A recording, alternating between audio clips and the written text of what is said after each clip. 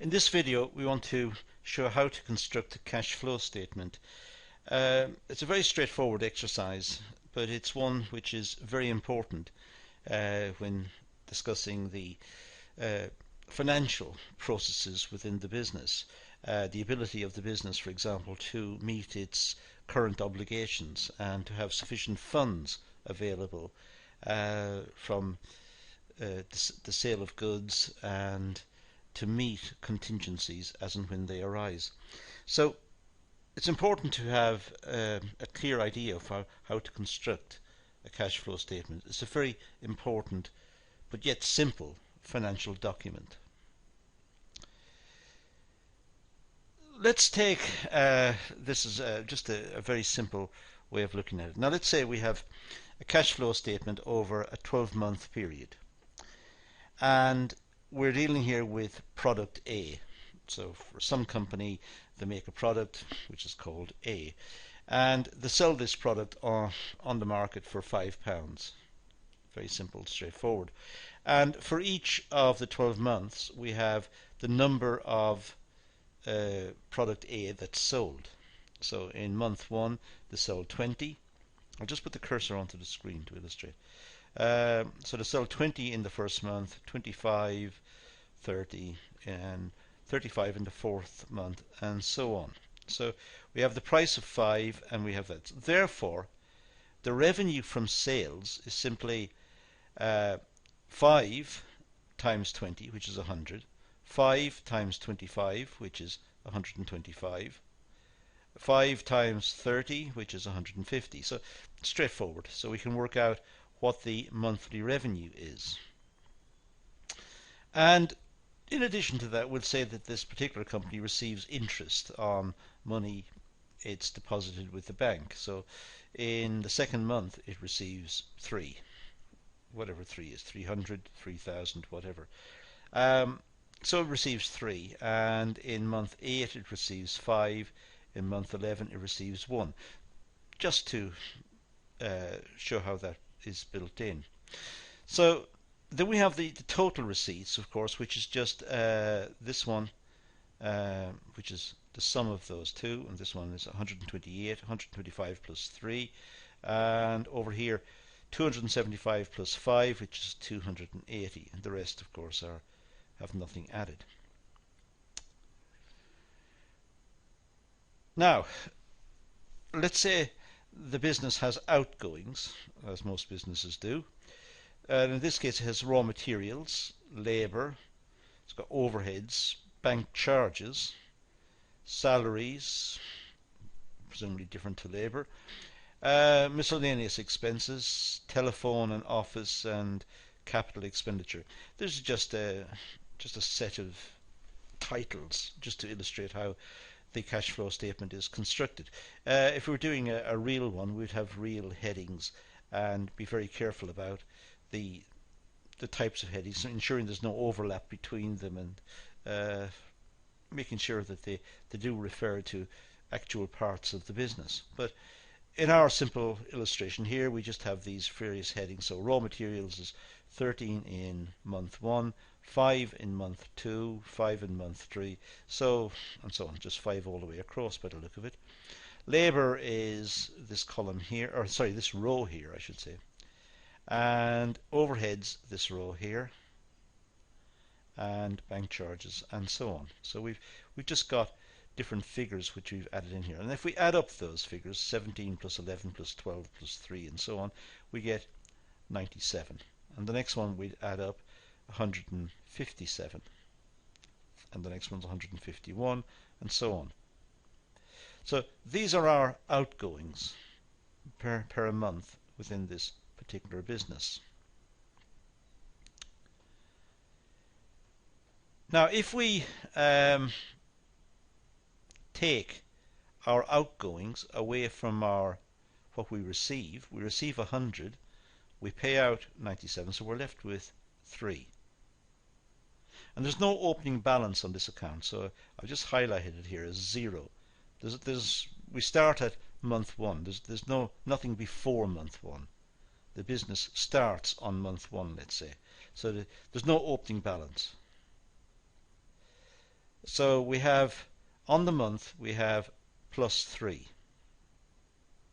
So we'll add +3 to the opening balance, giving us a closing balance of 3. Now for the second month, the receipts are 128 and the outgoings are 157. Therefore, the movement is -29. It's 128 minus 157, which is -29. But we had 3 left over from the previous month, so that's our opening balance, 3. So over the month, we're down -26. 29 was caused by the month, but we carried forward +3, so giving us 26. For month 3, our receipts are 150. Our outgoings are 151. When we add all of this column up here, we get 151. So 150 minus 151 is -1. We've had 26 carried forward from the previous month into month 3. So -26. So -26 minus 1 added together, we have -27.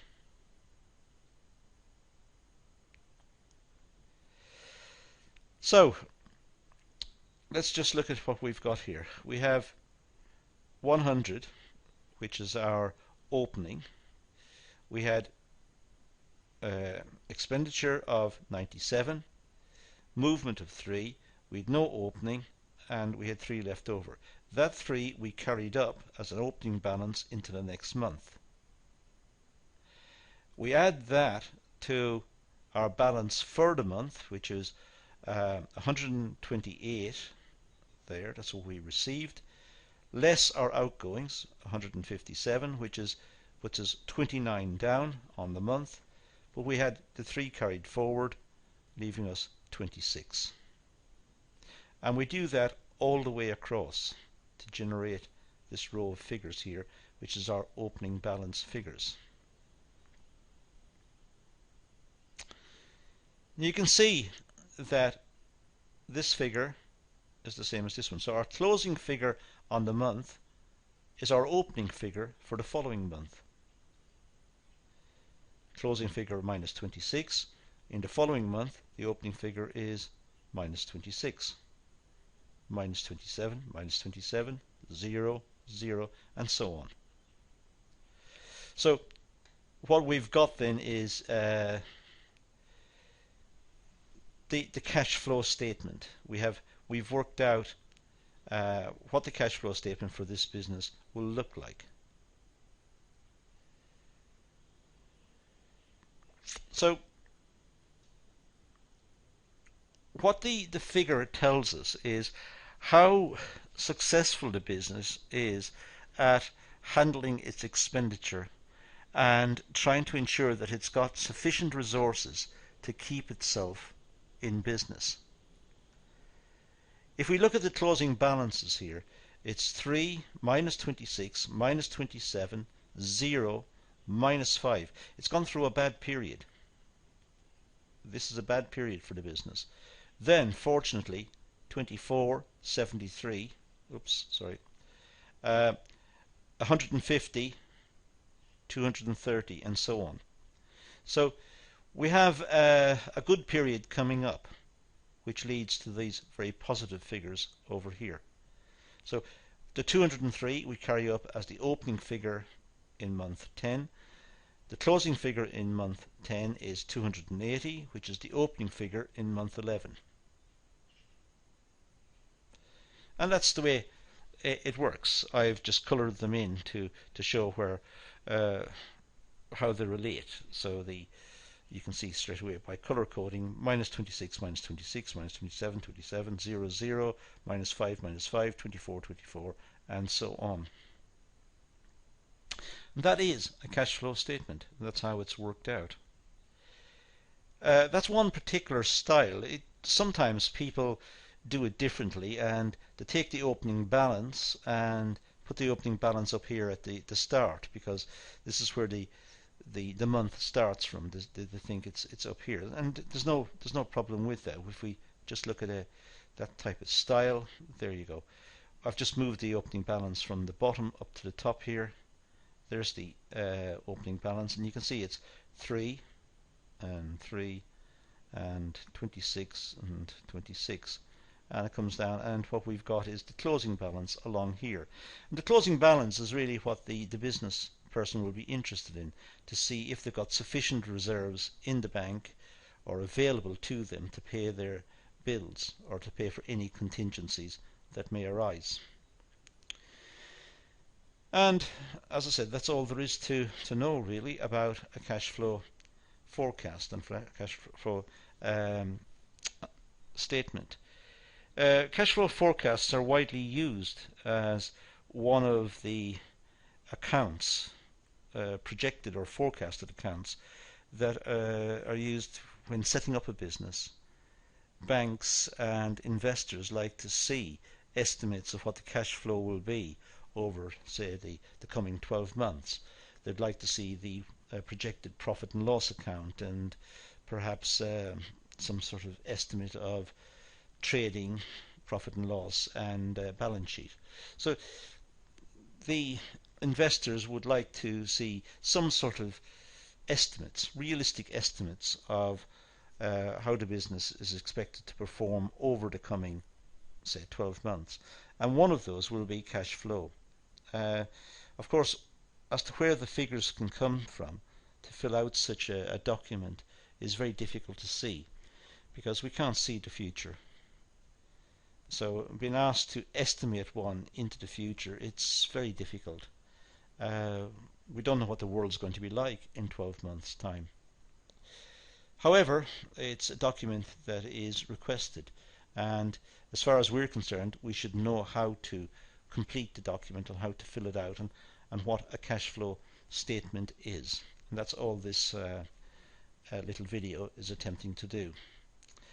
So that's all we're going to look at. So thank you for watching.